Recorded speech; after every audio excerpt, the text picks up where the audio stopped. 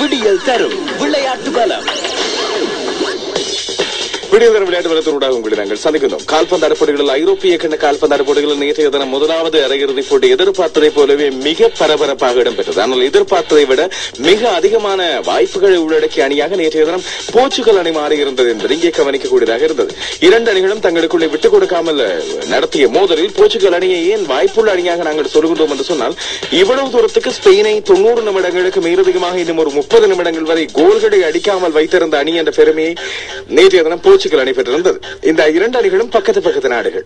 இந்த இரண்டு அணிகளுக்கும் இடையிலான மோதல் உண்மையில் சிவப்புகளுக்கு இடையிலான மோதல் என்று வர்ணிக்கப்பட்டிருந்தது. இரண்டு அணிகளும் சீருடைகளும் வழமையான சீருடைகளுமே சிவப்பு. ஆனால் ஸ்பெயின் தான் தூய சிவப்பாக லா ரோஜாஸ் என்று அழைக்கப்படுகின்ற அணியாக தொடர்ச்சியாக வெற்றிகளை பெற்று ஆதிக்கம் செலுத்தி வருகின்றன. நடப்பு ஐரோப்பிய சாம்பியன், நடப்பு உலக சாம்பியனாக வலம் வந்த அணி. இந்த இரண்டு அணிகளும் முதலில் விளையாடிய போது ஆரம்பத்தில் எந்த ஒரு கோல்களும் பெற்றுக் கொள்ளப்படவில்லை. இதையடுத்து வழங்கப்பட்டது மேலதிக நேரம். அதிலும் எந்த ஒரு கோல்களும் பெறப்படவில்லை. ஆனால் மஞ்சள் அட்டைகள் தாராளமாக இரண்டு அணிகளும் பெற்றுக் கொண்டார்கள். ஸ்பெயின் சார்பாக ராமோஸ், பிஸ்கெட்ஸ், அர்பேலோ மற்றும் சாபி அலன்சோ ஆகியோர் மஞ்சள் அட்டைகளை பெற்றுக் கொள்ள, அதுபோல போர்ச்சுகல் அணி சார்பாக கொன்ட்ராரோ, பெப்பே, பெரைரா, ஆல்வஸ் மற்றும் வெலோசோ ஆகியோருக்கு மஞ்சள் அட்டை வழங்கப்பட்டது. அவ்வளவு தூரம் முரட்டுத்தனமாக மோதிக்கொண்டார்கள். இதையடுத்து பெனால்டி அடிப்படையிலான உதைகள் வழங்கப்பட்டன. தண்ட உதைகள் என்று தமிழில் சொல்லப்படுவது இல்லாற்றால் பெனால்டி ஷூட் அவுட் என்று சொல்லப்படுகின்ற விடயம் நடைபெற்றது. இதிலே 4-2 என்று ஸ்பெயின் வெற்றியை ஈட்டி இப்பொழுது இறுதிப் போட்டிக்கு தெரிவாகிறது. என்னை பொறுத்தவரையில் இது பொறுமைக்கு கிடைத்த வெற்றி என்று சொல்லலாம், இல்லாவிட்டால் அமைதி காத்ததன் காரணமாக கிடைத்த வெற்றி என்று சொல்லலாம், இல்லாவிட்டால் டென்ஷன் ஆகாமல் இருந்ததால் கிடைத்த வெற்றி என்று சொல்லலாம். 5வது பெனால்டி உதைக்கான வாய்ப்பு யாருக்கும் போகாமலேயே தோற்று போனது போர்ச்சுகல் அணி.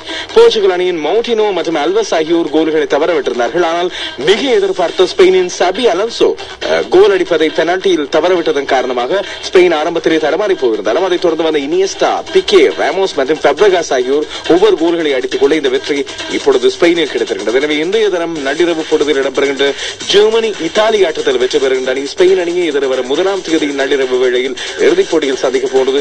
உக்ரைன் மற்றும் போலந்து ஆகிய நாடுகள் இணைந்து நடத்துகின்ற ஐரோப்பிய கிண்ண கால்பந்தாட்ட போட்டியின் மகுடம் சூட போகின்ற அணி எது என்று தெரிந்து கொள்ள எங்களுக்கான வாய்ப்பு ஜூலை மாதம் 1ஆம் தேதி இருக்கப் போகின்றது என்பது இங்கே முக்கியமானது. எனவே மேலதிக விவரங்களை நாங்கள் உங்களுக்கு தொடர்ச்சியாக தரலாம் என்று நாங்கள் நம்புகிறோம். இப்போதைக்கு உங்களுக்கு சொல்லக்கூடிய விஷயம், ஸ்பெயின் அணி நடப்பு சாம்பியன் ஸ்பெயின் இறுதிப் போட்டிக்கு வந்திருக்கின்றது. இன்னும் ஒரு விடயம் இங்கே நிரூபிக்கப்பட்டிருக்கின்றது.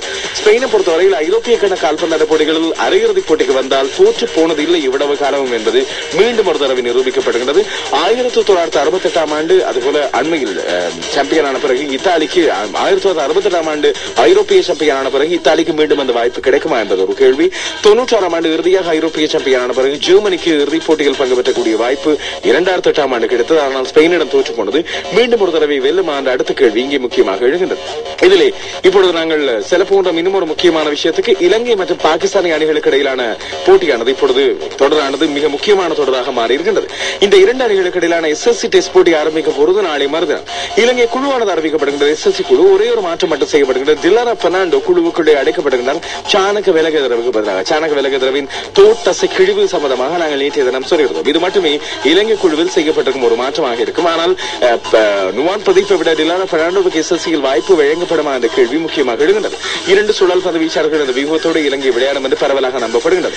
மறுபக்கம் பாகிஸ்தானை பொறுத்தவரையில் மிஸ்பா உள்ள கணிக்குள்ளே வரப்போன்ற அந்த உறுதியாக தெரிகிறது. அவர்கள் நாள்தோறும் கடுமையான பயிற்சிகளில் ஈடுபட்டு வருகின்றார்கள். ஆனால் முக்கியமான சில மாற்றங்களை மட்டும் அவர்கள் செய்வார்கள் என்று எதிர்பார்த்துக் கொண்டிருக்கிறார்கள். ஐசிசி இப்பொழுது நடத்தி வருகின்ற மாற்றங்கள் குறித்து, ஐசிசி கொண்டு வர எண்ணியிருந்த மாற்றங்கள் குறித்தான வாத பிரதிவாதங்கள் நடைபெற்றுக் கொண்டு வரும் நிலையில் இப்பொழுது டிஆர்எஸை பொறுத்தவரையில் எந்த ஒரு அணிக்கும் வாக்களிக்கும் உரிமை வழங்கப்படவில்லை என்பது இங்கே முக்கியமானதாக இருக்கின்றது. ஆனால் இன்றைய தினம் அவர்களது தலைமைத்துவத்திலான மாற்றங்களை கொண்டு வருவது, ஆண்டு ரீதியான மாற்றம், இதுபோல கண்ட ரீதியான சுழற்சி ரீதியிலான மாற்றங்கள் பற்றி இன்றைய தினம் பேசப்படலாம் என்று சொல்லி நம்பப்படுகின்றது. இன்னும் ஒரு முக்கியமான விடயத்தை பொறுத்தவரையில் இந்த அணிகளை பற்றி பேசிக் கொண்டிருக்கும் போது ஷேன் மோட்சன் இங்கிலாந்து அணியின் சமபல தன்மையை பற்றி கேள்வி எழுப்பியிருக்கிறார். உண்மையில் ஆஸ்திரேலியர்கள் எங்கு போனாலும் ஒரு சர்ச்சை ஒன்றை கிளப்பி விடுவது, எதிர் அணியை குழப்பி விடுவது போன்றவற்றில் மிக முக்கியமான கவனமாக இருப்பார்கள். இப்பொழுதும் அவ்வாறு அவர்கள் இடம்பெற்றிருக்கிறார்கள் என்பது இங்கே கவனிக்கக்கூடிய விடயமாக இருக்கின்றது.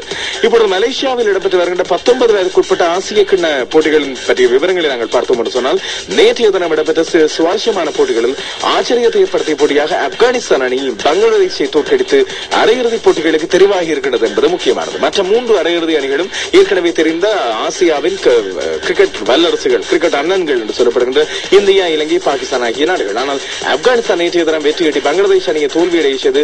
இப்பொழுது அவர்கள் டக்வர்த் லூயிஸ் முறை மூலமாக இந்த போட்டிகளுக்கு தெரிவாகி இருக்கின்றார்கள் என்பது முக்கியமானதாக இருக்கின்றது.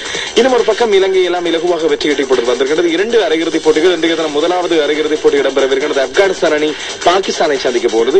நாளைய தினம் இலங்கை அணி இந்தியாவை சந்திக்க போகிறது. 2 போட்டிகளும் கோலாலம்பூரில் இடம்பெறும். அதுபோல இறுதிப் போட்டி எதிர்வரும் ஜூலை 1ஆம் தேதி இடம்பெறவிருக்கிறது. எனவே விறுவிறுப்பான போட்டிகள் பற்றி காத்திருங்கள். அவதாரத்தில் நாங்கள் இது பற்றிய முழுமையான விவரங்களை உங்களுக்கு அறிவித்தர காத்திருக்கின்றோம்.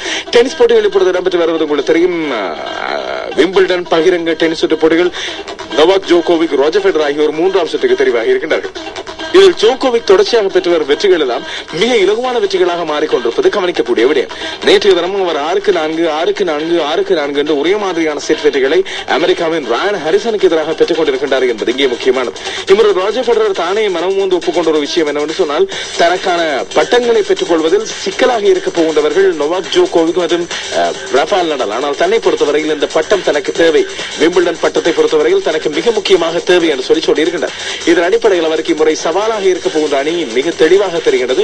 இந்த அணிகளை பொறுத்தவரையில், இந்த வீரர்களை பொறுத்தவரையில் ஜோகோவிக்கும் ரஃபேல் நடாலும் எந்த வெற்றிகளையும் தடுத்து நிறுத்தக்கூடியவர்கள். ரோஜர் ஃபெடரரை பொறுத்தவரையில் இலகுவாக வெற்றியை பெற்றுக் கொண்டார். அதுபோல மாடி ஃபிஷும் தனது வெற்றியை பதிவு செய்து கொண்டிருக்கிறார் என்பது முக்கியமானதாக இருக்கிறது. மேலும் விவரங்கள், இதர விஷயங்கள் ஆகியவற்றை நாங்கள் உங்களுக்கு இரவு 7:50 வெளியாடுதல் மூலமாக தொடர்ந்து தருவோம். நீங்களும் தொடர்ந்து இணைந்திருக்கலாம். மேலும் விவரங்களை நீங்கள் அறிந்து கொள்ளலாம். இரவு இன்றைய தினம் எந்த ஒரு சர்வதேச போட்டிகளும் இல்லை. ஆனால் நள்ளிரவு பொழுதில் ஜெர்மனி, இத்தாலி அணிகள் மோதிக்கொள்கின்ற ஐரோப்பிய கிண்ண கால்பந்தாட்ட போட்டியின் 2வது அரையிறுதிப் போட்டி இடம்பெறவிருக்கின்றது. விடியல் தரும் விளையாட்டு பலம்.